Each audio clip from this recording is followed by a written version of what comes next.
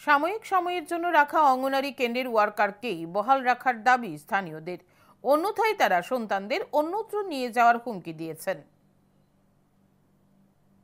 ঘটনা ঊনকোটি জেলার কৈলাসহর গোবিন্দপুর এলাকার একটি অঙ্গনারী কেন্দ্রে।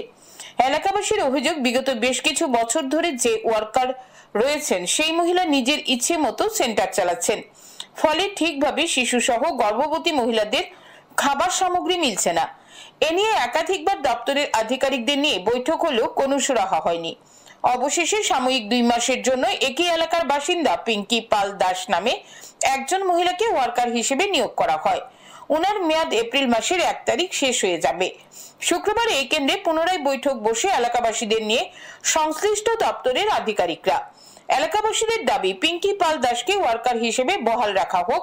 এই অঙ্গনারী কেন্দ্রে বর্তমান ওয়ার্কার সুষ্ঠুভাবে কেন্দ্রটি পরিচালনা করছে বলে দাবি এলাকাবাসীর, এমনকি স্থানীয় কাউন্সিলরেরও। যদি পুনরায় আগের ওয়ার্কার উক্ত কেন্দ্রে এসে যোগ দেয় তাহলে এলাকাবাসী তালা ঝুলিয়ে দেবে, পাশাপাশি শিশুদের সেখান থেকে অন্য কেন্দ্রে নিয়ে যাবে বলে হুঁশিয়ারি দেয়। সমস্যা মানে আমরা চাল দেয় আর অন্য কিছু দেয় না।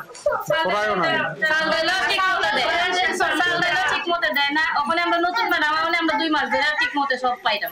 স্কুল আয়নি তাই নতুন আগের জন তো তাই না। এবং 2 মাস ধরে সুন্দরই চলতেছে। প্রতিটি শিশু তার যা ন্যায্য পাওনা সব পাইতেছে। কিন্তু আগের ম্যাডাম যদি আবার এখানে আসে, সমস্ত গার্জিয়ান তাদের স্টুডেন্ট নিয়ে টিসি নিয়ে যাবে এখান থেকে। এখানে পরিবেশ পরিস্থিতি খুব খারাপ হয়ে দাঁড়ায়। সুতরাং আমরা চাই না যে এই ম্যাডামের পুনরাবৃত্তি হোক। এদিনের এই বৈঠকে উপস্থিত ছিলেন সমাজ শিক্ষা ও সমাজ কল্যাণ দপ্তরের ঊনকোটি জেলার আধিকারিক বিদ্যাসাগর দেববর্মা। তিনি জানান, বিষয়টি তিনি ঊর্ধ্বতন কর্তৃপক্ষের নজরে নেবেন এবং সহসা এর সমাধান করবে। এখানে আমি তো একটা সেন্টার নিয়ে কিছু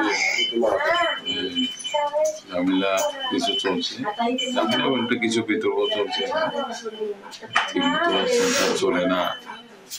যে আগের আসলে ওনার বিরুদ্ধে কিছু অভিযোগ আছে। আমরা সেটা সমস্যা সমাধানের জন্য আমরা এখানে যারা গার্জেন আছে, যারা মেম্বার আছে, ওনাদের সাথে আমরা কিছু আলোচনা করতেছি। এখন দেখার এলাকাবাসীর দাবি মেনে সংশ্লিষ্ট দপ্তরের আধিকারিকরা কি পদক্ষেপ নেয়। Bureau report, news today.